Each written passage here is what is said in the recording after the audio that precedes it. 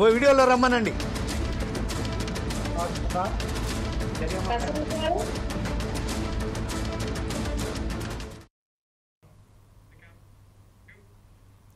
Welcome to four sides TV.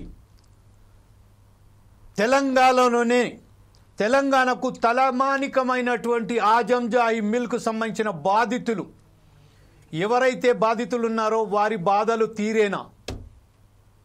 1977లో ఆజంజాహ్ అనే పేరు మీద నిజాం సర్కార్ 7వ నిజాం సర్కార్ నిర్మించిన ఈ మిల్లు తెలంగాణకే గౌరవం తీసుకొచ్చింది. తెలంగాణ ప్రాంతానికే గౌరవం తీసుకొచ్చింది. పరిశ్రమలలో పట్టు పరిశ్రమలలో చాలా పెద్ద ఎత్తున అప్పటికే 1974లో వ్యవస్థాపించిన ఈ మిల్లు అప్పుడే 10,000 కార్మికులకు పర్మనెంట్గా, దానికి తోడు 5,000 కార్మికులు తాత్కాలికంగా వారికి సంబంధించిన ఉద్యోగాలు కల్పిస్తూ ఒక బ్రహ్మాండమైన భారతదేశంలోనే బ్రహ్మాండమైన మిల్లుగా పేరుగాంచింది. అనేక మంది కుటుంబాలకు, అంటే మనం అర్థం చేసుకోవచ్చు 1974లోనే ఇంత పెద్ద ఎత్తున జరిగిన దీనికి సంబంధించింది మనకు సంబంధించిన ఈ మిల్లు అప్పట్లో ఎంత పెద్ద బ్రహ్మాండంగా దానికి సాధించిన తర్వాత 1974లో బెంగళూరుకు సంబంధించిన నేషనల్ టెక్స్టైల్స్ కార్పొరేషన్ వాళ్ళు దీన్ని 1974లోనే వారిని కొనుగోలు చేశారు. ఎందుకు కొనుగోలు చేశారు ఏమిటి అని మాత్రం తెలియదు. ఆజంజాహ్ పేరు మీద ఉస్మాన్ అలీ షా ఎవరైతే ఉస్మాన్ అలీ బాదషా వారెవరైతే నిర్మించారో దాని తర్వాత దానికి 1974లో ఎన్టీసీ కొన్న తర్వాత కేవలం 1980స్లోనే మొత్తం దివాలా తీసినట్టుగా ప్రకటించారు. 1990లోనే ఆజంజాహి మిల్లు మూతబడ్డది. అనేక మంది కార్మికులు ఆందోళన చేశారు. అనేక మంది కార్మికులు దీనికి సంబంధించిన ఎట్టి పరిస్థితుల్లో కూడా ఒక బ్రహ్మాండంగా లాభాల బాట నడిచే ఈ మిల్లును ఎట్టి పరిస్థితుల్లో మూత పడేయొద్దు అని చాలా ఆందోళన చేపట్టారు. కానీ ప్రభుత్వాలు, అది వారికే తెలుసు, అత్త సొమ్ము అల్లుడు దానం చేసినట్టు ఈరోజు ఆజంజాహి మిల్లుకు నామరూపాలు చేసుకున్న ఘనత ఈరోజు మనదే. ఈరోజు మనం చూసినట్టయితే తిలాపిడకడు, అదేమంటారు దానికి ఒక సంస్థ తిలాపాపం తలాపిడకడు అన్నట్టుగా ఈరోజు ఎవరి సొమ్ము ఎవరికి దానం చేశారు అనేది పోయి అందులో పనిచేసే కార్మికులకు అప్పుడే వాలంటీర్ రిటైర్మెంట్ తీసుకోవాలని ఆదేశాలు జారీ చేశారు. అనేక మంది కార్మికులు వాలంటీర్ రిటైర్మెంట్ తీసుకున్న తర్వాత కొంతమంది కార్మికులు మాత్రం మా జీవితాలు దీంతోనే ముడిపడి ఉన్నాయి, ఖచ్చితంగా ఇక్కడే జీవిస్తాం, ఇందులోనే మరిస్తాం అని కరాఖండిగా చెప్పడంతో వారికి సంబంధించి కూడా బలంగానో భయపెట్టో నయానో భయానో వారిని కూడా అక్కడి నుంచి వెళ్ళి వాళ్ళకి పంపించే ప్రయత్నాలు కూడా చేశాయి. అప్పుడు కొంతమందికి అక్కడనే వారికి సంబంధించిన నివాసాలు ఏర్పాటు చేశారు. అనేక మందిని నివాసాలు ఏర్పాటు చేయడానికి నిరాకరించి ఏదో తీసుకుపోయి ఊరు బయటలా ఎక్కడనో ఒకసారిగా భూములు చూపించారు. ఆ భూములు చూపించిన తర్వాత హైకోర్టు తర్వాత సింగిల్ బెంచ్, డబుల్ బెంచ్, అలాగే దాని తర్వాత సుప్రీంకోర్టు ఒకసారి హైకోర్టు నిరాకరణ, సింగిల్ బెంచ్ ఒక తీర్పు ఇస్తే డబుల్ బెంచ్ దాన్ని నిరాకరించడంతో వారికి సంబంధించిన సుప్రీంకోర్టు వెళ్ళడం, సుప్రీంకోర్టు ఈరోజు ఖచ్చితంగా ఎవరైతే నిర్వాసితులు ఉన్నారో అక్కడ 318 మంది ఎవరైతే ఉన్నారో వారికి ఖచ్చితంగా అదే చోట ఒకవేళ కనుక భూమి మిగిలి ఉంటే వారికి అక్కడనే 200 గజాలు ఇవ్వాలని చాలా కఠినంగా ఒక తీర్పునిచ్చింది. అది కూడా 120 రోజుల పోటీ 6 నెలల పాటుగా 190 రోజులకు సంబంధించింది వారికి ఇవ్వాలి అని చాలా ఒక తీర్పునిచ్చింది. ఆ తీర్పు నేపథ్యంలోనే దాంట్లో చెప్పుకుంటూ పోతే ప్రతి ఒక్కరి పాపం దీంట్లో ఉన్నది. ఏ పార్టీలకు అతీతంగా ప్రతి ఒక్క పార్టీ నాయకుడు ప్రతి ఒక్కరు దీంట్లో తనదైన శైలిలో దోచుకోవడానికే ప్రయత్నం చేశారు. అనేక వాగ్దానాలు చేశారు. ఆ కుటుంబాలకు సంబంధించింది మేము కట్టిస్తాం, మేము ఇల్లులు ఇస్తాం, మీకు స్థలాలు ఇప్పిస్తామని చెప్పారు. కానీ ఎవరు కూడా వారికి ఎలక్షన్లలో గెలిచిన తర్వాత అది పార్టీల అతీతంగా ప్రతి ఒక్కరు తనదైన శైలిలో మోసమే చేశారు. కానీ వారికి న్యాయం మాత్రం ఎక్కడ కూడా చేయనట్టుగా ఈరోజు ఆ బాధితులే స్వయాన మనతోని వినపించుకుంటున్నారు. తన ఆవేదనను ప్రభుత్వాలకు, రాజకీయ నాయకులకు ప్రభుత్వాల దృష్టికి తీసుకువెళ్ళాలని చెప్తున్నారు. సుప్రీంకోర్టు తీర్పు ఇచ్చినప్పటికును ఈ విషయం ఎందుకు మా జాప్యం జరుగుతుంది, మా స్థలాలు మాకు ఇవ్వడానికి మీకు అభ్యంతరాలేంది అని చాలా ఖచ్చితంగా తెలంగాణ పోరుబిడ్డలైనటువంటి ఆజంజాయి మిల్లు కార్మికులు ఈరోజు ముంగడికొచ్చారు.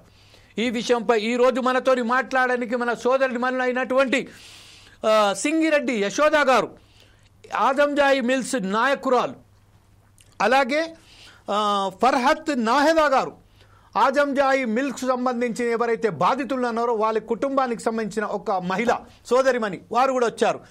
అలాగే మనకు సంబంధించిన భిక్షపతి గౌడ్ గారు, ఆజంజాయి మాల్స్ నాయకులు కాదు, ఒక దాంట్లో పనిచేసే ఒక కార్మికుడు.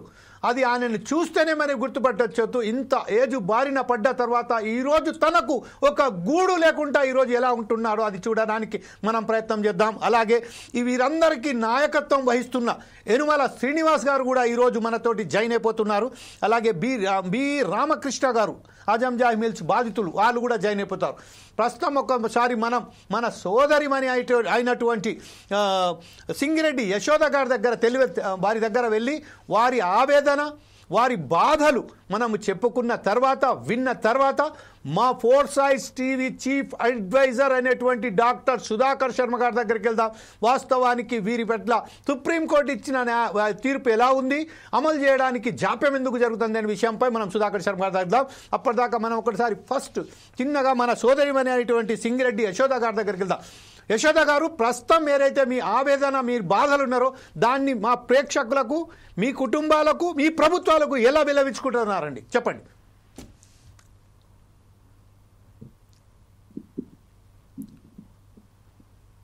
యశోద గారు మాట్లాడాలి, అన్మ్యూట్ చేయండి, మాట్లాడండి.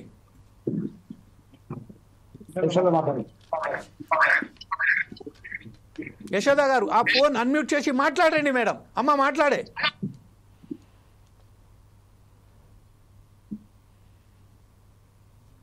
మాట్లాడండి. నమస్కారం అండి, నా పేరు సింగిరెడ్డి యశోద. చెప్పండి మామ్. మా డాడీ మా మమ్మీ ఇందులో వర్క్ చేశారు.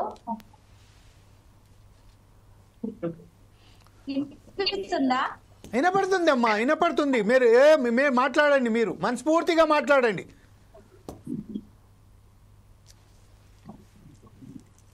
రైట్. ఒకసారి మన యశోద గారికి మరొకసారి ఫోర్సైజ్ టీవీ వినిపిస్తూ వాళ్ళకి సంబంధించిన ఒక విషయం చెప్పదలుచుకున్నాను మన ప్యానెల్ అందరికీ. ఒకసారి మేము ఎప్పుడైతే మాట్లాడమని చెప్తున్నా కఠినంగా మాట్లాడుకుంటూనే పోండి.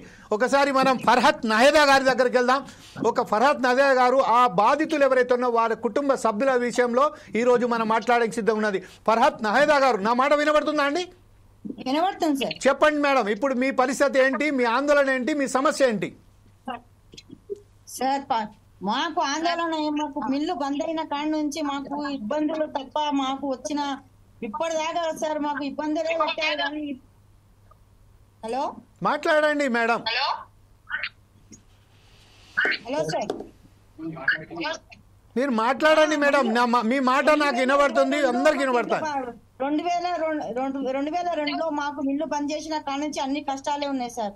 ఇప్పటిదాకా అసలు మాకు ఏది పింఛన్లు కానీ ఏది కానీ మాకు ఇప్పటిదాకా అసలు ఇప్పుడు పైసలు రావడం కానీ కష్టాలు తప్ప ఏం లేదు. ఆయన మిల్లును నమ్ముకొని మేము ఉన్నాయి లేని అన్ని అమ్ముకొని చేసుకొని మేము ఇప్పటిదాకా బతుకుతున్నాం. దాంట్లో మా మామయ్య పనిచేశారు అజంజా మిల్లో. మా మామయ్య వాళ్ళ నాన్న కూడా పనిచేశారు దాంట్లో. మా అత్తమ్మ ఇప్పుడు ఒకరు ఉన్నారు.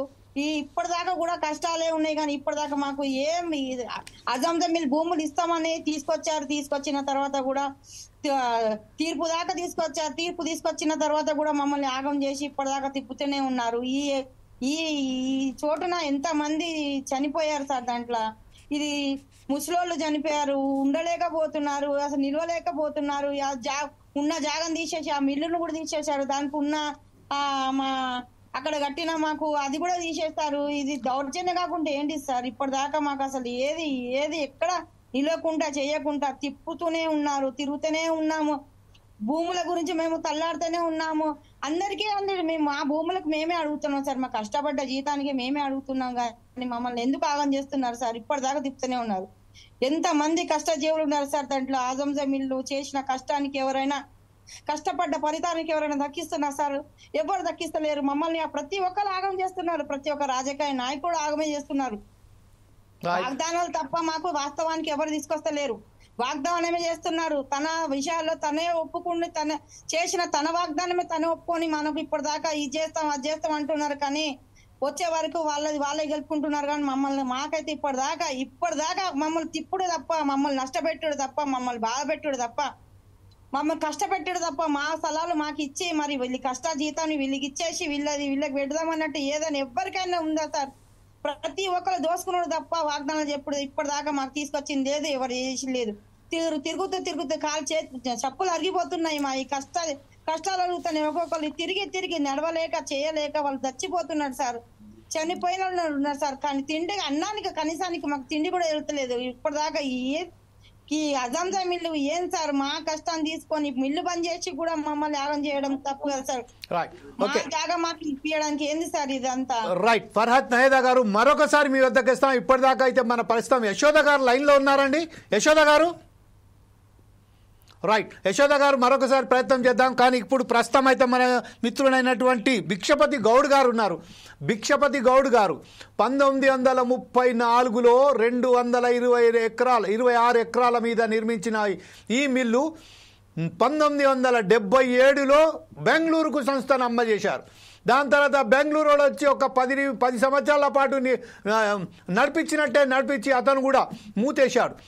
మూసబడిన కార్మికు 1990లో పూర్తిగా మూతపడేశారు. ఈ విషయంపై మీరు పనిచేశారా? దాంట్లో మీ ఆవేదన ఏంటి, మీ బాధలేంటి? ఒకసారి ప్రేక్షకులకు చెప్పండి సార్. మీ ఫోన్ అన్మ్యూట్ చేయండి సార్. మీ ఫోన్ అన్మ్యూట్ చేయండి. ఇంత పెద్ద డిబేట్లో మీరు మాట్లాడుతున్నారు.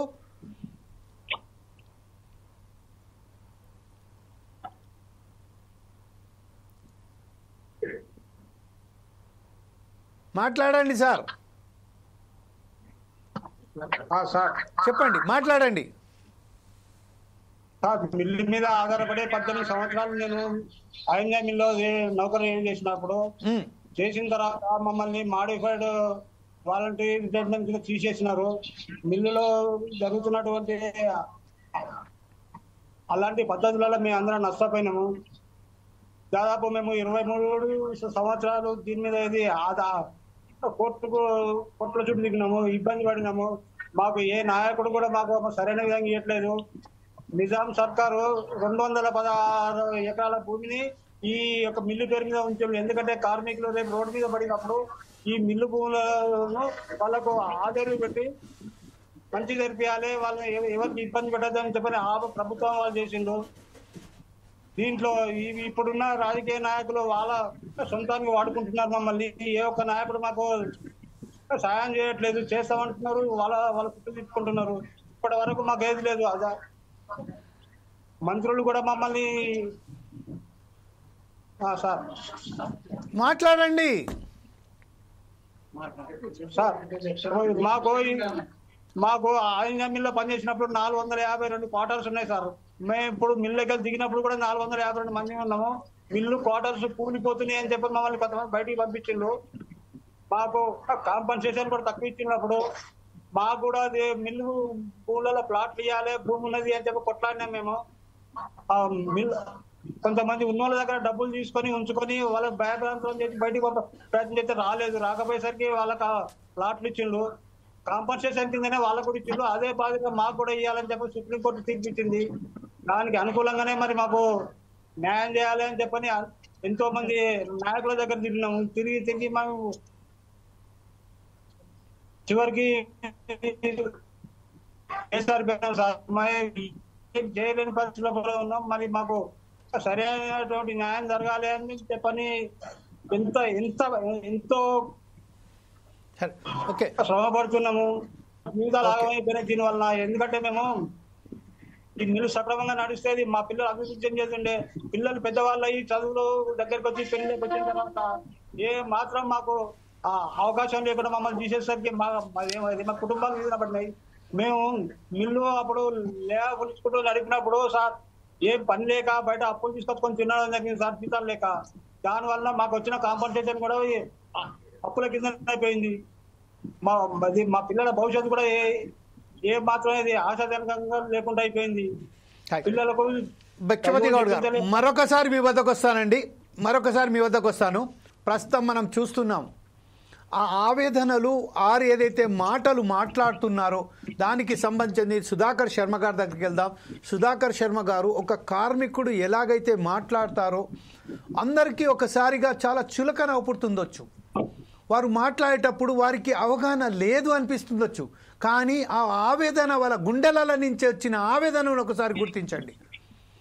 మాటలు మనలాంటి వారు ఏదైతే పలకడానికే ఎప్పుడైతే సంక్షేమంలో ఉంటామో, సంకోచిస్తామో, అలాంటి సమయంలో ఒక కార్మికుడు తన నెత్తుటిని ధారగా పోసి ఆ రోజు ఆ మిల్లుని స్థాపించుకున్నాడు, నడిపించుకున్నాడు తరతరాలుగా. ఎప్పుడండి ఒక 1934లో నిర్మించిన ఒక మిల్లును 70 సంవత్సరాల పాటు లాభాల బాటలో నడిపించిన కార్మికులకు సంబంధించిన కార్మికుల కుటుంబాలకు సంబంధించిన ఈరోజు రొడ్డున పడ్డ ఆ కుటుంబాలను చూస్తే వారి ఆవేదన, వారి బాధ, వారి గోడు వినిపిస్తూనే మనకే ఇప్పుడు ప్రస్తుతం ఎట్లా అనిపిస్తుందంటే ఇప్పుడే పోయి వారికి వారి స్థలాలను వారు ఎలా చేసినా ఇప్పియాలని అనిపిస్తుంది. ఈ విషయంపై మీరు ఎలా అంటారు సుధాకర్ శర్మ గారు? నమస్తే జమీల్జీ. 4 సైడ్స్ టీవీ మీ అందరికీ తెలిసినట్లే కార్మిక వర్గానికి అలాగే అణగారిన వర్గానికి సంబంధించిన అనేక సమస్యల్ని పరిష్కరించేటువంటి దిశలో ముందుకు వెళ్తోంది. ఈనాడు మనం చూసినట్లయితే రాష్ట్రంలో అలాగే దేశంలో కూడా అనేక సమస్యలు ఉన్నాయి. మరి వాటి పట్ల సరైనటువంటి అవగాహన లేక ఏళ్ల తరబడి అపరిష్కృతంగా అవి మిగిలిపోయి ఉన్నాయి. ఈరోజు క్లాసిక్ కేసే మనది ఆజంజాహీ మిల్స్ కేసు. నిజంగా ఈ కేసు మనం చూసినట్లయితే this highlights the supreme importance of the right to equality. మన రాజ్యాంగం ఏదైతే మనకు ఆర్టికల్ 14 అంటే రైట్ టు ఈక్వాలిటీ అనేటువంటి ఒక హక్కును మనకిచ్చిందో ఆ హక్కును ఎలా పరిరక్షించుకోవాలి, అలాగే ఆ హక్కుకు ఏదైనా భంగం కలిగినప్పుడు ఎలా మనం ప్రవర్తించాలనేటువంటి విషయంపై ఒక అద్భుతమైనటువంటి జడ్జిమెంట్ ఆనరబుల్ సుప్రీంకోర్టు మనకు ఇచ్చింది. మనం ఈ కేసు విషయంలో చూసినట్లయితే ఇంతకు ముందు ఇచ్చిన 134 ఎక్స్ ఎంప్లాయీస్కి ఏదైతే బెనిఫిట్స్ అప్లై అవుతాయో అవే ఇక్కడ మిగిలిన 318 ఎక్స్ ఎంప్లాయీస్ కూడా వర్తింప చేయాలి అని సుప్రీంకోర్టు చాలా స్పష్టంగా చెప్తోంది in it's letter and spirit. మరి ఈ కేసులో అలాగే ఆర్టికల్ 226 కూడా అప్లై అవుతున్నటువంటి నేపథ్యంలో ఈరోజు మనం చూస్తున్నాం తెలంగాణలోనే అత్యద్భుతమైనటువంటి ఒక సువర్ణాక్షరాలతో లిఖింపదగినటువంటి ఒక చరిత్ర కలిగి ఉన్నటువంటి సంస్థ ఆజంజాహీ మిల్స్. ఆనాడే దూరదృష్టితో ఏర్పరిచినటువంటి సంస్థ 10,000 మందికి పైగా ఉపాధిని కలిగించింది అంటే అది ఎంతో గొప్ప విషయం. మరి అలాంటి సంస్థలో పనిచేస్తూ ఆ సంస్థ కాలక్రమేణా చేతులు మారడం ద్వారా అనేక మంది ఆ సంస్థ యొక్క ఉపాధి, ఆ సంస్థ అందించేటువంటి ఆధారాన్ని కోల్పోయారు. మరి ఈరోజు మనం చూస్తున్నాం, మన జమీల్జీ చెప్పినట్టు బాధితుల యొక్క భాష కాదండి ముఖ్యం, వారి యొక్క హృదయాంతరాల నుంచి వచ్చేటువంటి ఆవేదనని మనం పసిగట్టాలి. ఆ ఆవేదనకు మనం సరైనటువంటి సమాధానాన్ని అన్వేషించాలి. ఇక్కడ ఎగ్జాక్ట్గా మనం ఈ వేదిక నుంచి అటువంటి కార్యక్రమాన్ని మనం ప్రారంభిస్తూ ఉన్నాం. ఈనాడు మాట్లాడినటువంటి ఆ బాధిత కుటుంబాలు మనం చూసినట్లయితే నిలవ నీడలేదు. అలాగే ఈనాటికి కూడా దుర్భరమైనటువంటి పరిస్థితుల్లో వాళ్ళు ఉన్నట్టు మనకు చాలా స్పష్టంగా కనిపిస్తోంది. అందువల్ల ఇక్కడ ప్రభుత్వాలు మారుతున్నాయి, అనేక రకాలైనటువంటి డెవలప్మెంట్స్ జరుగుతున్నాయని మనం చూస్తున్నాం. కానీ నిజానికి రైట్ టు ఈక్వాలిటీ ఇక్కడ మనం స్పష్టంగా ఈక్వాలిటీ అనేది మనం ఎక్కడా చూడటం లేదు. అందువల్ల ఈరోజు ఈ కేసుకు సంబంధించి మనం ఇన్డెప్త్ అనాలిసిస్ చేద్దాం. అలాగే ఇక్కడ ఎవరైతే బాధిత కుటుంబాలు ఉన్నాయో వాటికి మళ్ళీ కావలసినటువంటి వాళ్ళ హక్కు ఏదైతే కోల్పోయిన హక్కు ఉందో దాన్ని మళ్ళీ వాళ్ళు తిరిగి పొందే విధంగా మనం ఈ ఛానల్ తరఫున పోరాడి వాళ్ళు సఫలీకృతులయ్యేటట్టు మనం కూడా ప్రయత్నం చేద్దాం. థ్యాంక్స్ డాక్టర్ శర్మ గారు. ఈరోజు మనం చూస్తున్నాము 1934లో నిర్మించబడ్డ ఈ ఆజంజాహీ మిల్క్ సంబంధించింది 1974 వరకు చాలా క్లియర్గా చాలా లాభాల బాటల్లో నడిచింది. 1974లో ఎప్పుడైతే ఆంధ్రకు సంబంధించిన పాలకులు వచ్చారో, వారి దృష్టిలో దాని మీద పడ్డాదో, అప్పుడు వారు సంబంధించిన ఎన్టీపీసీ అనే ఒక ఎన్టీసీ అని నేషనల్ టెక్స్టైల్ కార్పొరేషన్ అనే బెంగళూరు సంస్థ కమ్మేశారు. అసలు అమ్మడానికి వాళ్ళెవరు, కొనడానికి వీళ్ళెవరు?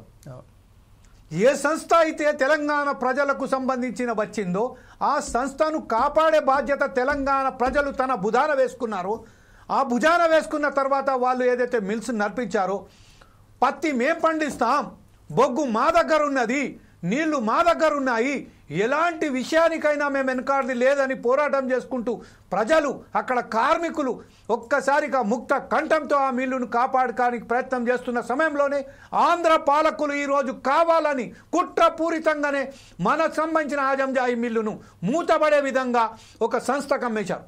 తర్వాత 2000 సంబంధించిన ఆ 206 ఎకరాలకు సంబంధించి 2002 వరకు అక్కడ భూములు ఉన్నాయి. దాని తర్వాత వారికి సంబంధించిన ఒక హౌసింగ్ బోర్డుకు 65 ఎకరాలు, రామ్కి అనే ఒక సంస్థకు 30 ఎకరాలు, 30 ఎకరాలు రామ్కి ఇస్తే 10 ఎకరాలు అతను దుర్మార్గంగా అక్కడ ఆక్రమించుకుంటారు తెలుస్తుంది. అసలు వీళ్ళు ఎవరండి? ఎందుకు ఇచ్చారు వీరికి? మా హక్కులు, మా భూములు, మాకు సంబంధించి మా పొలాలు అన్నట్టు మేము దాన్ని రక్షించుకునే బాధ్యత తెలంగాణ ప్రజలపై ఉండే. ఆ తెలంగాణ ప్రజలపై ఆ బాధ్యతలను ఈరోజు వేరే వాళ్ళకు అమ్మేసి మూతపడే విధంగా 1990 వరకు ఆ తర్వాత మొత్తమే కంప్లీట్గా మూసిపడేశారు, లాకౌట్ చేసేశారు. సరే, అది అయిపోయిన తర్వాత ఎవరైతే బాధితులు అక్కడ ఉన్నారో, ఆ కుటుంబీకులు ఎవరైతే ఆ కంపెనీ మీదనే ఆధారపడి ఉన్నారో వారికి సంబంధించిన భూములను అక్కడ కొంతమందికి ఇవ్వడము, మరికొంతమందికి ఇవ్వకపోవడము, వారు కోర్టుకు ఎక్కడము, కోర్టులో సింగిల్ బెంచ్ వారికి అనుకూలంగా తీర్పు ఇవ్వడము, దానికి వ్యతిరేకంగా మరొకసారి హైకోర్టుకు వెళ్ళడము, అక్కడ తీర్పు వీళ్ళకు వ్యతిరేకంగా రావడం, దీని తర్వాత సుప్రీంకోర్టుకు వెళ్ళడం జరిగింది. సుప్రీంకోర్టులో ఈరోజు తీర్పు చాలా క్లిష్టంగా చెప్తుంది. ఇప్పుడు మనం సుధాకర్ శర్మ గారు చెప్పినట్టుగా 318 మందికి ఏదైతే ఉన్నదో అక్కడ ఉన్న భూమిని 30 ఎకరాల భూమి ఎన్టీసీకి ఉన్నది కాబట్టి ఆ ఎన్టీకి సంబంధించిన ఎవరికైతే భూమి ఎన్టీసీకి ఉన్నదా, కుడాకున్నదా, లేకపోతే హౌసింగ్ బోర్డుకు ఉన్నదా, ఎక్కడ ఉన్నది ఎవరికనేది కాదు, ఎవరెవరు దోచుకున్నారనేది కాదు, వారికి ఎవరైతే భూమి మీద హక్కు ఉన్నదో, ఎవరైతే దాని మీద పనిచేశారో, బాధితులు కుటుంబాలు ఉన్నారో వారికి రావాల్సిన భూమిని ఈరోజు ఇవ్వడానికి ప్రభుత్వానికి ఎందుకు వాళ్లకు ఇబ్బంది అవుతుంది? ఈ విషయంపైనే మనం మాట్లాడడానికి ప్రయత్నం చేస్తున్నాం. అందులో ఈరోజు మరొకసారి నేను మన సింగిరెడ్డి యశోద గారి దగ్గరికి వెళ్దాం. యశోద గారి తర్వాత యనుమల శ్రీనివాస్ గారు కూడా వచ్చినట్టు కనబడుతుంది. ఒకసారి రెడ్డి గారి దగ్గరికి వెళ్దాం. మనకు సంబంధించిన సింగిరెడ్డి యశోద గారు, మేడం మాట్లాడండి. సార్, ఇది మేము 22 సంవత్సరాల పోరాటం అండి. ఈ పోరాటంలో కోర్టు వచ్చిన తర్వాత కూడా మాకు అందులో అప్పుడు కోర్టులో పనిచేసిన లాయర్ గారు, ఇందులో పనిచేసిన కలెక్టర్ కలిసి ఇక్కడ భూమి రాకుండా చేశారు. ఇక్కడ భూమి లేదని చెప్పి కోర్టుకు ఒక తప్పుడు సమాచారం అందించి ఇక్కడ అందరికి రాకుండా 318 మందికి రాకుండా చేశారు. ఇప్పుడు ఇది మా భూమి, మా తల్లిదండ్రుల చెమటతోని రక్తంతోని తడిసిన భూమి మాకు కావాలని మేము పోరాటం చేస్తున్నాం. మా తల్లిదండ్రులు ముసలోళ్ళు అయిపోయినరు, వాళ్ళకు తిరగడానికి చాలా మంది చనిపోయినరు. కొంతమంది అసలు ఎందుకు ఇవ్వడం లేదు మా స్థలాలు మాకు? ఇందులో ఎవరి పర్మిషన్ కావాలి చెప్పండి? ఎందుకు పర్మిషన్ ఎందుకు? మాకు కోర్టు నుంచి తీర్పు వచ్చింది. 318 మంది ఇన్ని రోజుల పోరాటం చేస్తుంటే కూడా ఎందుకు ఇవ్వడం లేదు? అసలు ఎవరి పర్మిషన్ కావాలి మాకు ఎక్కడికి పోతే న్యాయం జరుగుతుంది? ఎన్ని రోజులు తిరిగి చాలా మంది చనిపోయారు. ఇందులో ఈ స్థలం వస్తే మేము బాగుపడతాము, మా పిల్లల జీవితాలు బాగుపడతాయి, మేము అందరిలాగా బాగుంటాము ఆశపడ్డ చాలా మంది ముసలోళ్ళు అయి చనిపోయారు. ఇప్పటి వరకు ఇంకా కొంతమంది ఉన్నోళ్ళకు కూడా ఈ ఆశ తీరడం లేదు. అసలు మాకు ఎందుకు ఈ న్యాయం జరగడం లేదు? మేము ఎవరిదైనా సొంత ఆస్తి అడుగుతున్నామా, సొంత భూములు అడుగుతున్నామా? మాది మేమే కదా, మా తల్లిదండ్రుల చెమటతో రక్తంతో తడి భూమిని మేము అడుగుతున్నాం. అది కూడా తప్పేనా? అంటే పేదవాళ్ళు ఎప్పుడు పేదవాళ్ళలాగే ఉండి చావాలా? వీళ్ళు కష్టపడ్డారు, వీళ్ళ శ్రమ వీళ్ళంతా అన్ని దోచుకున్నారు కదా, మరి వీళ్ళకి స్థలం ఇవ్వడానికి ఎందుకు ముందుకు రావడం లేదు? మాకు న్యాయం ఎవరు చేస్తారు? అదొక్కటి కావాలండి మాకు ముందు. మేము ఇన్ని రోజులు ఇప్పుడు 22-23 సంవత్సరాల నుంచి పోరాటం జరుగుతూనే ఉన్నది. ఇందులో మాకు న్యాయం చేస్తాము అని వచ్చిన ఏ ఒక్కరు కూడా న్యాయం చేయలేదు. న్యాయం ఎప్పుడు జరుగుతుంది? లాస్ట్ ఉన్న ఒక్కరు కూడా చనిపోయిన తర్వాత న్యాయం ఎవరికి చేస్తారు? ఇక అందరు ఒకరికొకరు చనిపోతా ఉన్నారు. ఎవరికి చెప్పి న్యాయం ఎప్పుడు చేస్తారు? అసలైన వాళ్ళకు అందనప్పుడు అది న్యాయం అవుతుందా చెప్పండి? అసలైన కార్మికులకు పేదలకు న్యాయం జరగని న్యాయం అవుతుందా? మాకు ఎవరి ద్వారా న్యాయం జరుగుతుంది చెప్పండి? ఎక్కడికి వెళ్ళాలి మేము? కోర్టు నుంచి తీర్పు వచ్చిన తర్వాత అది వాళ్ళకి ఇవ్వాలని చెప్పిన తర్వాత మధ్య దళారులు కలిసి రాకుండా చేసి ఎందుకు ఇదంతా బాధ? ఇంతగానం ఎందుకు బాధ పెడతాను? వాళ్ళు సాధించేది ఉన్నదండి. మీరు మీ ద్వారా మాకు న్యాయం జరుగుతుందని కోరుకుంటున్నామండి. ఖచ్చితంగా రెడ్డి గారు, మీ వద్ద మరొకసారి వస్తాం. యశోద గారు మీరు ఖచ్చితంగా లైన్ లోనే ఉండండి. ఒకసారి యనుమల శ్రీనివాస్ గారు కూడా లైన్ లో వచ్చినట్టుంది. యనుమల శ్రీనివాస్ గారు, నా మాట వినబడుతుందా అండి? శ్రీనివాస్ గారు, ఇప్పుడు ప్రస్తుతం ఏదైతే ఉన్నదో justice delay nothing but justice denied అన్నట్టుగా ఈ రోజు ఏదో ఒక రూపంలో సుప్రీంకోర్టు మాత్రం జస్టిస్ ఇచ్చింది. ఖచ్చితంగా 315 మందికి అక్కడ ఎవరైతే ఉన్నారో భూములు కోల్పోయారో వారికి సంబంధించిన భూములు ఇవ్వాలని చెప్తున్నారు. కానీ ఒక విషయం మాత్రం మీరు యాజ్ ఎ లీడర్గా మీరు పోరాటం చేస్తున్నారు కాబట్టి, గతంలో ఈ కార్మికులే ఎప్పుడైతే ఒక ఒప్పందం కుదుర్చుకున్నారు, ఆ ఒప్పందం ప్రకారం కోర్టు ఎక్కడైతే భూములు ఇస్తాయో అక్కడికే వెళ్ళి మీరు వస్తారు అని మీరు సంతకం చేసి రాజీ కుదిరినట్టుగా చెప్తున్నారు. ఈ విషయంపై మీరు ఎలా క్లారిటీ ఇస్తారు? దీని విషయంపై మీ యూనియన్ లీడర్గా మీరేమంటారండి? అదంతా తప్పుడు ప్రచారం చేస్తున్నారు. ఫస్ట్ నుంచి చెప్పుకుంటారండి సార్. మీరు ఏదైతే మొదలుగా ఏదైతే ఫస్ట్ 300 టోటల్ కార్మికులు ఎంతమంది, దానికి ఎంతమందికి అక్కడ స్థలాలు వచ్చాయి, ఎంతమందికి రాలేదు, ఎందుకు రాలేదు, ఆ విషయాన్ని పూర్తిగా చెప్పుకోండి. ఓకే, మేము అదింజా మిల్లు హిస్టరీ చెప్తేనే మీకు ఇది అర్థమవుతుందండి. చెప్పండి. ఇది 1934లో అది కాదు, దానికి మూతపడ్డ తర్వాత చెప్పండి సార్. మూతపడ్డ తర్వాత చెప్పండి. 1990 నుంచి వెళ్ళి చెప్పండి సార్. 1990 ఎప్పుడైతే మూతపడ్డదో అసెంబ్లీ చెప్పండి.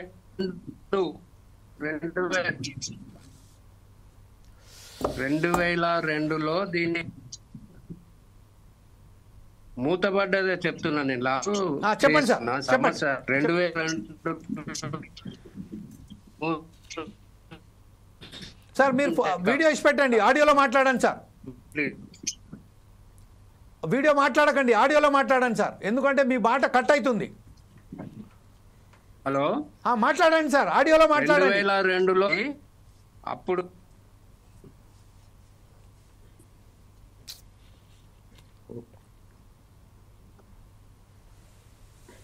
2002లో వినబడుతుందా?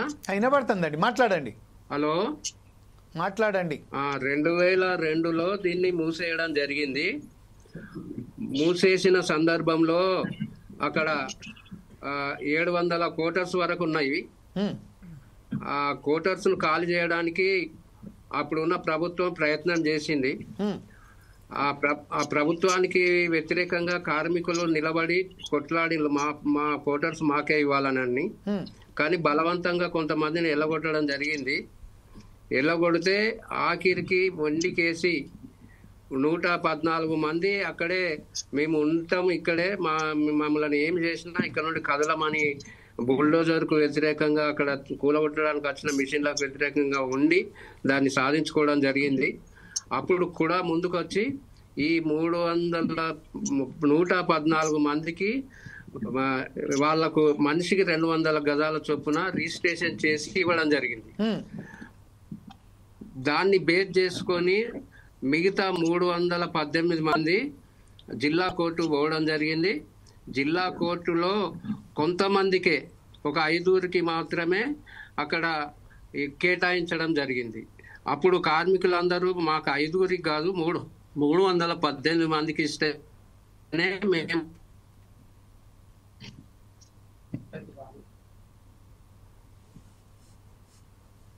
సార్ నేను మీకు ఒకసారి చెప్తున్నాను సార్, వీడియో మీరు అవసరం లేదు, ఫోన్లోనే మాట్లాడండి, మాకు చాలు. మాకు సమస్య ఒకసారి మీ పరిష్కారం అయితే మాకు అదే 10,000 అని చెప్పి అందరూ ఒక యూనియన్ ఏర్పాటు చేసుకొని ఎంవి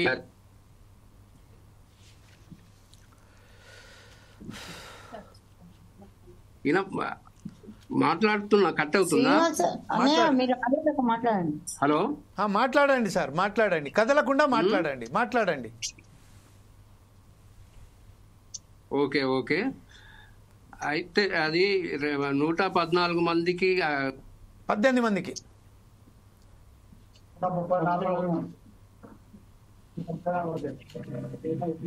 సార్. విషయం ఏంటంటే ఇప్పుడు వాళ్ళకి సంబంధించిన నెట్వర్క్ సంబంధించిన మీరు ఒకసారి ముందుగానే చెప్పామండి, మీరు నెట్వర్క్ లో ఉండి మాట్లాడండి సార్. ఇంత పెద్ద సమస్యను మీరు బహిర్గతం చేయడానికి ప్రయత్నం చేస్తున్న సమయంలోనే మీరు అక్కడ కనీసం ఎవరైనా ఉన్నారో గైడ్ చేయండి సార్ వారికి. ఒకసారి భిక్షపతి గౌడ్ గారి దగ్గరికి వెళ్దాం. గౌడ్ గారు, మీ నెట్వర్క్ పనిచేస్తుందా అండి? సార్ నేను ఇప్పుడు కొత్తపల్లి సాంబయ్యని మాట్లాడదలుచుకున్నా సార్. మాట్లాడండి. అయితే ఆజంజామిల్ చరిత్ర అంటే తెలియని వాళ్ళు ఇక్కడ మన వరంగల్ జిల్లా గాని దగ్గరలో ఎవరకు తెలియకుండా లేదు సార్. అయితే ఇక్కడ జరిగింది ఏంది అని అంటే ఆజంజామిల్ 2002లో ఎప్పుడైతే మూతపడ్డదో, ఆ 2002లో మూతపడ్డప్పటి నుండి దాని గురించి కార్మికులు మేము అందరం కలిసి దానికి ఇప్పుడు 134 మందికి మాత్రము అక్కడ భూములు ఇవ్వడం జరిగింది. ఆ భూములు ఇవ్వడం ఎంత అంటే ఇప్పుడు శ్రీనివాస్ గారు చెప్పినట్టుగా ఆ ఇల్లు కూలిపోతాయి అనే దాని మీద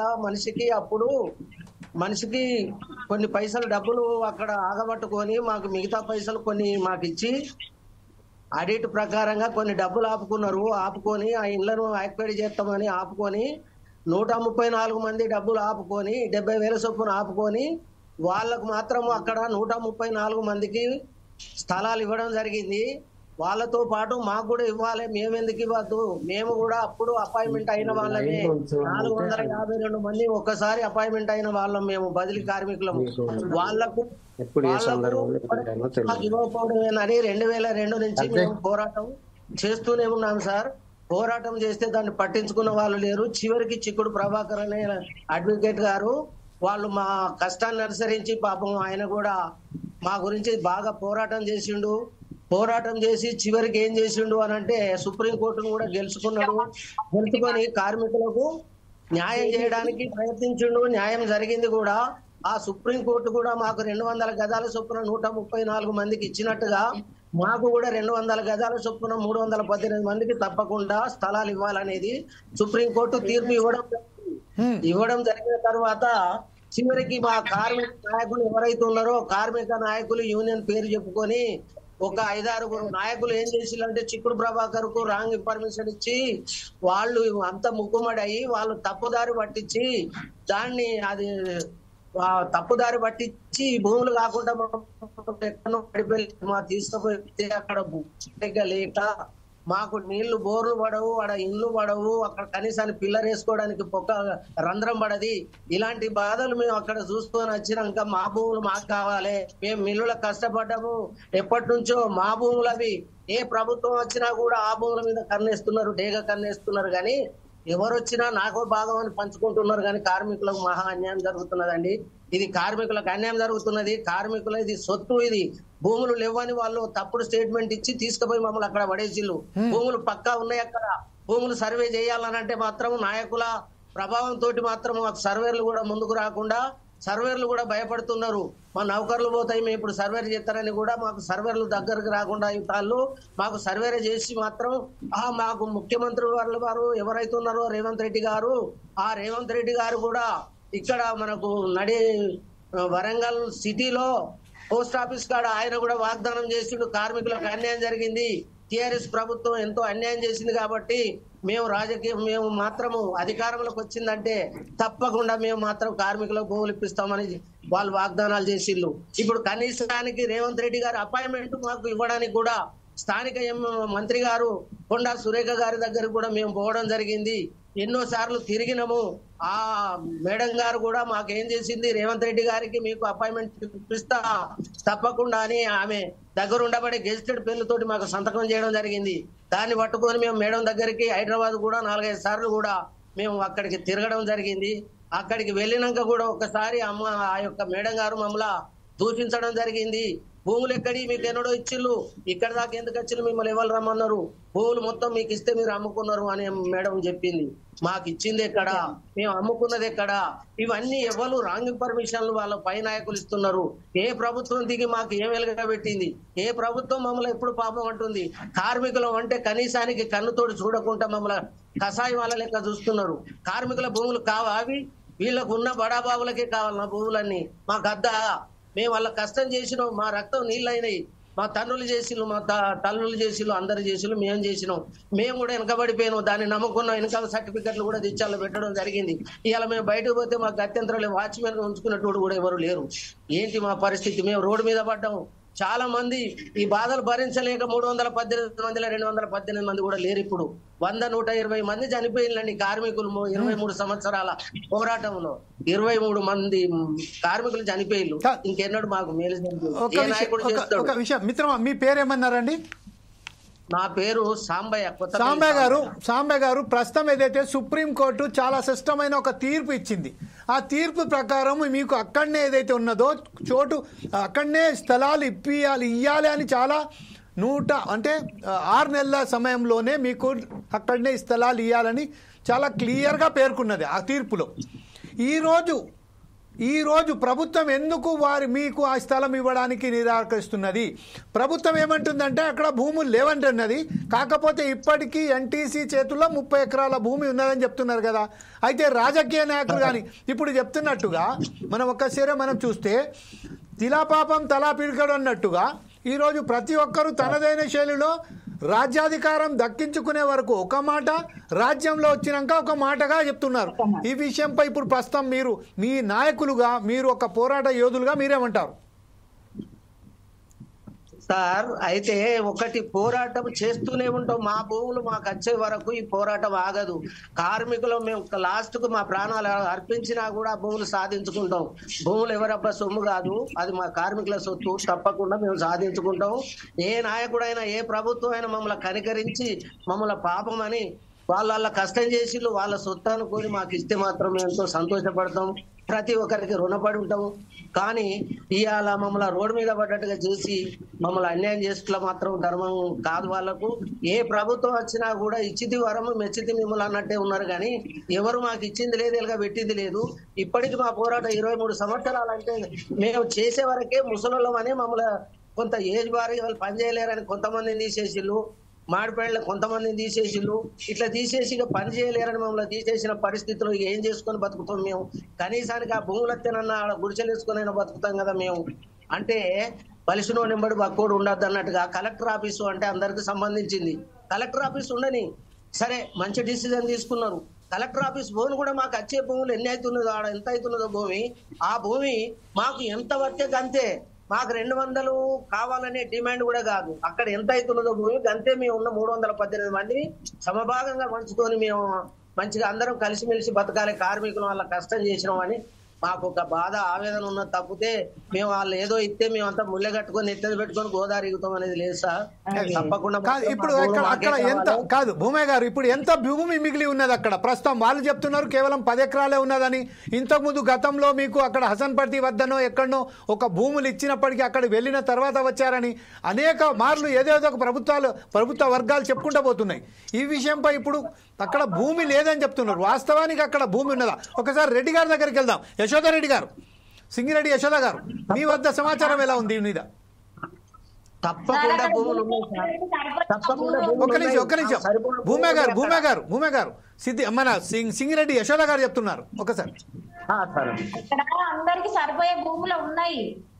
అయితే ఉన్నా కూడా ఇంత విలువైన భూములలో నిరుపేదలైన కార్మికులు ఎందుకు ఉండాలి? వీరు ఊరు బయట ఉండాలి అని నివాస యోగ్యం లేని దగ్గరికి తీసుకెళ్లి అక్కడ చెట్లు, కొండలు, గుట్టలు, అసలు అక్కడ మనుషులు, పశువులే ఉంటలేవు, మనుషులు ఎట్లా ఉంటారు? ఇక్కడ స్థలం ఉంది, ఇక్కడ సరిపోయేంత స్థలం ఉంది, కాకపోతే ఎందుకు ఇవ్వాలి నిరుపేదలు ఇక్కడ విలువైన భూములలో ఎందుకు ఉండాలి అని ఇవ్వడం లేదు అంతే. అసలు గవర్నమెంట్ ప్లానే కాదు కదా, గవర్నమెంట్ ఎందుకు మాకు వాళ్ళ నిర్ణయాలు ఎందుకు మాకు? వాళ్ళు ఎందుకు ఇవ్వాలి? గవర్నమెంట్ కాదు కదా మేము అడుగుతున్నది. అది ఒక అజంజాహి అనే మిల్లు స్థలం ఓనర్ది, అది పేదలకు రాసిచ్చిండు. రాసిచ్చినా కూడా వీళ్ళ అభిప్రాయాలు మాకెందుకు? వీళ్ళ దయాభిక్షం మాకెందుకు? చెప్పండి. ఇదే విషయంపై ఒకసారి మన ఫర్హత్ నహీదా గారు కూడా ఉన్నారు కదా, ఫర్హత్ నహీదా గారి దగ్గర వెళ్దాం. ప్రస్తుతం ఏదైతే మనం ఒకసారి వింటున్నాము దీని విషయంలోనే చాలా క్లియర్గా మాట్లాడడం జరుగుతుంది. రామ్కి అనే సంస్థకు దాదాపుగా వాళ్ళు ఎంత అమ్మేశారండి మనకు చూస్తే, హౌసింగ్ బోర్డుకేమో 65 ఎకరాలు అమ్మేశారు. దాని తర్వాత రామ్కి అనే సంస్థకు 30 ఎకరాలు ఇచ్చారని చెప్పారు, 10 ఎకరాలు వాళ్ళు అట్లనే దోచుకుపోయారు. తర్వాత కుడాకు సంబంధించిన కొన్ని 130 అది వాళ్ళకు అమ్మేశారు. ఎన్టీసీకు సంబంధించిన ఇప్పుడు 30 ఎకరాలు ఉన్నది అని చెప్తున్నప్పటికీ ఎన్టీసీ కేవలం 10 ఎకరాలే ఉన్నాయని చెప్తున్నారు. దీని వెనకాల మీరేమంటారండి నాహేదా ఫర్హత్ గారు? ఇది బడా బాబుల చేతులు ఉన్నాయి కాబట్టి మా నిరుపేదలు గెలవలేకపోతున్నాం సార్. ఇది మాకు గెలవనిస్తలేరు సార్. ఉన్న స్థలానికి కూడా లేదనే పుకార పుట్టించి మమ్మల్ని ఆగం చేసుడు తప్ప వాళ్ళు చేసేది ఏం లేదు సార్. మొత్తం ఉన్నది చాలా స్థలం ఉంది సార్, మా కార్మికులకు సరిపడేంత స్థలం ఉంది అక్కడ. ఉన్నా కూడా మమ్మల్ని గెలవనిస్తలేరు, మమ్మల్ని ఆగం చేసుడు తప్ప మమ్మల్ని ముందుకు నడిపిస్తలేరు. ఉన్న స్థలానికి మేము అక్కడ స్థలం ఉంది అని మేము నిరూపించిన తర్వాత కూడా మమ్మల్ని లేదు అన్న ముచ్చటే మమ్మల్ని తీసుకొస్తున్నారు కానీ ముందుకైతే మమ్మల్ని నడిపియట్లేదు సార్. ఇదే విషయంపై భిక్షపతి గౌడ్ గారు మీరు మాట్లాడే స్థితిలో ఉన్నారండి? నెట్వర్క్ కరెక్ట్గా ఉందా మీ దగ్గర? భిక్షపతి గౌడ్ గారు, భిక్షపతి గౌడ్ గారు, సాంబే గారు ఉన్నారు కదా, సాంబే గారు ప్రస్తుతం ఏదైతే ఉన్నారో అక్కడ భూమి లేదు అని చెప్తా అంటే మన సోదరి మళ్ళీ ఏమంటున్నారు, ఖచ్చితంగా భూమి ఉన్నది. ఇంకొక విషయం ఏంటంటే బడాబాబులు, పెద్ద బడాబాబులు ఈరోజు ఏదైతే ఉన్నారో వాళ్ళు ఆక్రమించుకొని పెద్ద ఇల్లు నివాసాలు కట్టించుకున్నారు, కోట్ల రూపాయలు దండుకున్నారు. ఈరోజు ఏదైతే కార్మికులకు రావాల్సిన భూమి మీద వాళ్ళు ఆక్యుపై చేశారు, వాళ్ళ డేగ కన్నులు దాని మీద పడ్డాయి కాబట్టి కార్మికులు ఇక్కడ ఉండరాదు అనేదైతే మన సోదరి మళ్ళీ చెప్తారు. దీనికి సంబంధించి మీరేమంటారండి?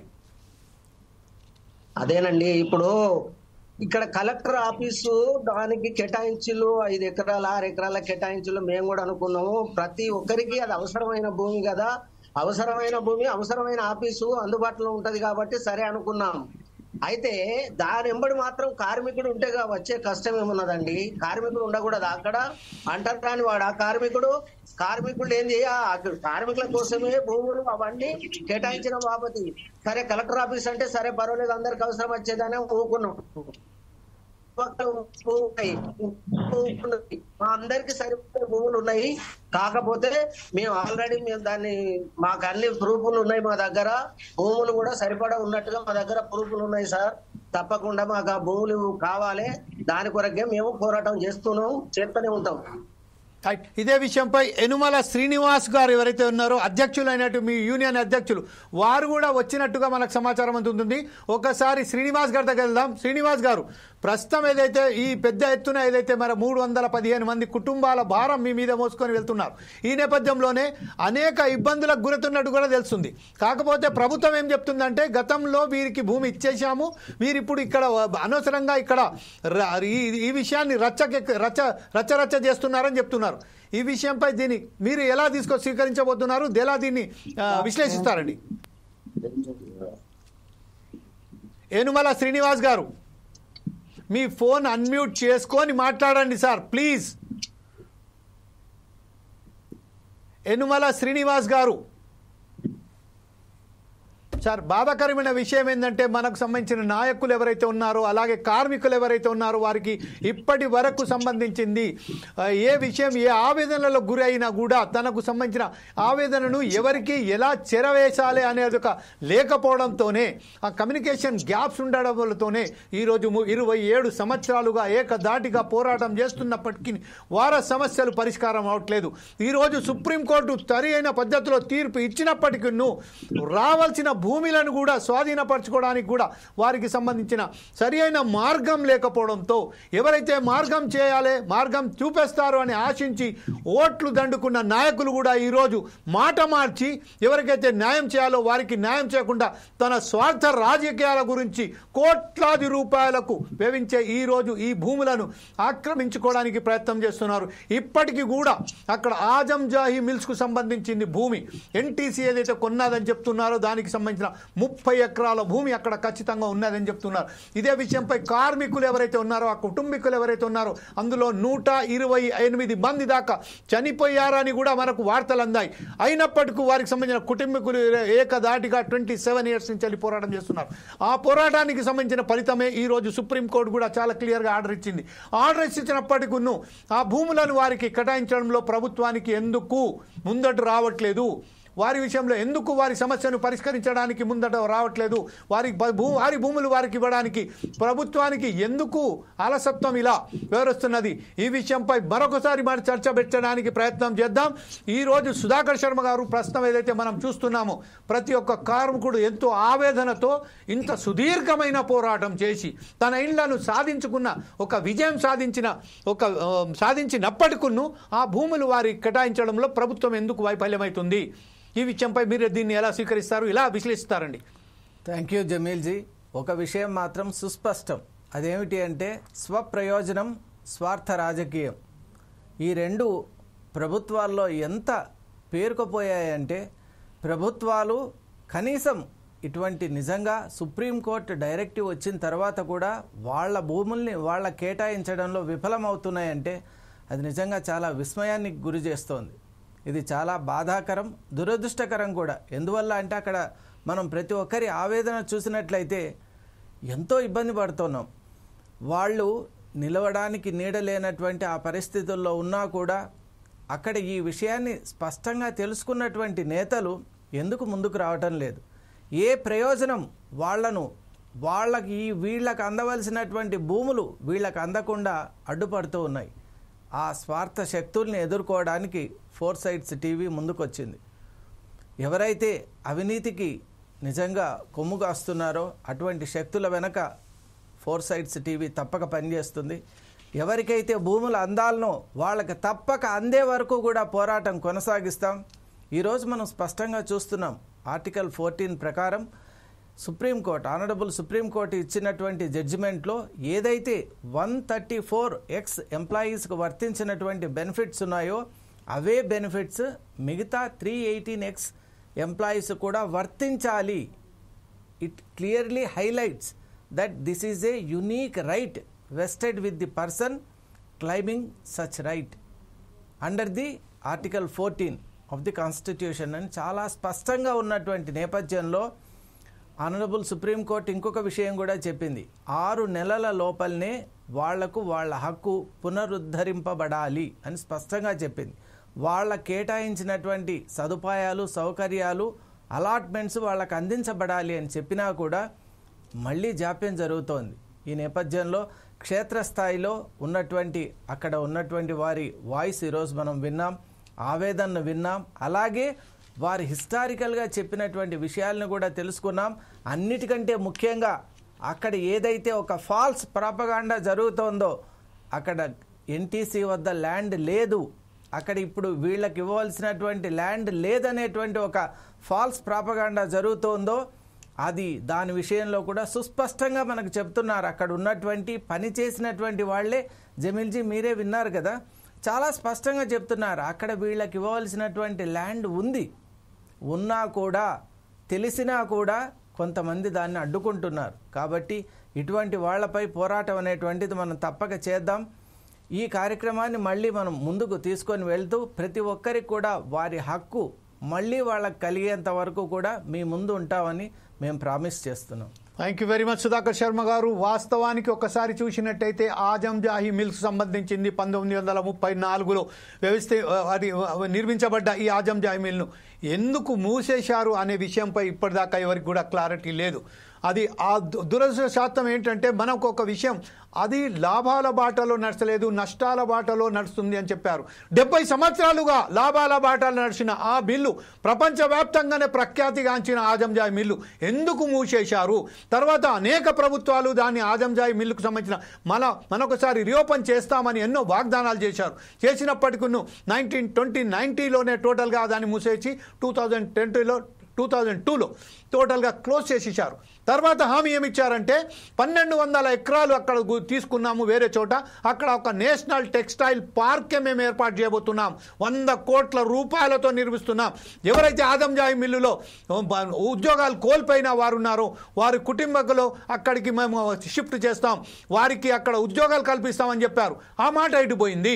ఈరోజు ఎన్ని కోట్ల రూపాయల ఆస్తి, 200 ఎకరాలకు సంబంధించిన మనం చూస్తున్నట్టయితే ఒక మామూలు విషయం కాదు. ఆ విషయంలో అన్యక్రాంతమైపోయాయి. దీనికి సంబంధించిన ఎవరు బాధ్యులు, ఎవరు దీనికి అందరు దానికి చేస్తారు? ప్రతి ఒక్క నాయకుడు, రాజకీయ నాయకుడు, ఏ రాజకీయ పార్టీకి అతీతంగా ప్రతి ఒక్క రాజకీయ పార్టీ దీనికి జవాబు చెప్పవలసిన అవసరం ఉన్నది, ఆవశ్యకత ఉన్నది. ఇంకొక విషయం ఏంటంటే మన దగ్గర పత్తి మనం సాగు చేస్తాం, బొగ్గు మనం ఉత్పత్తి చేస్తాం, నీరు మన దగ్గర ఉన్నాయి, మ్యాన్ పవర్ మన దగ్గర ఉన్నాయి, పవర్ మనం జనరేట్ చేసుకుంటున్నాం. ఈరోజు మనకు నేషనల్ టెక్స్టైల్ పార్క్ అని 1200 ఎకరాలు ఎటుపోయాయి? అక్కడ ఎందుకు పనులు కానిస్తలేరు? దీని మీద ఎవరు అడిగేవారు లేరా? తెలంగాణ సాధించాం, ఎన్నో పోరాటాలు చేసి అనేక మంది విద్యార్థులు, యువకులు, నాయకులు, లాయర్స్, జర్నలిస్టులు తన ప్రాణాలను అర్పించి తెలంగాణ సాధించుకున్న తర్వాత కూడా ఈరోజు తెలంగాణ బిడ్డలు ఎందుకు మోసపోతున్నారు? దీనంతటికి కారణం వెతకవలసిన బాధ్యత ప్రతి ఒక్క తెలంగాణైట్ మీద ఉన్నది, ప్రతి ఒక్క తెలంగాణ పౌరుడి మీద ఉన్నది. తెలంగాణ పౌరుడు ఖచ్చితంగా ఈ విషయంపై హక్కు ప్రశ్నించే గొంతు ఎప్పుడైతే నిద్రపోతుందో అప్పుడే ప్రజా పాలకులు వారిని ఇంకా కొంచెం అణిచివేతకు చేస్తారు. ప్రశ్నించే వరకు, పోరాడే వరకు, పోరాడితే పోయేదేమీ లేదు, బానిస సంఖ్యలు తప్ప అని ఎవరైతే చెప్పారో దాన్ని నిరూపించవలసిన బాధ్యత ఈరోజు కేవలం ఓరుగల్లు ప్రాంతానికి పోరు బిడ్డలైనటువంటి ఓరుగల్లు ప్రాణాలు పోరుగల్లుకు చెందినటువంటి ఈ పోరు బిడ్డలకే కాదు, ప్రతి ఒక్క తెలంగాణ మీద బిడ్డ మీద ఉన్నదని ఈరోజు విజ్ఞప్తి చేస్తూ, రేపు రాబోయే కాలంలో ఈ 318 మందికి ఎట్టి పరిస్థితులలో ఆజంజాహి మిల్స్కు సంబంధించిన ఎవరైతే నిర్వాసితులు ఉన్నారో వారికి అక్కడనే వారికి ఇంకొక విషయం, వారి పెద్ద గొప్పతనం చూడండి.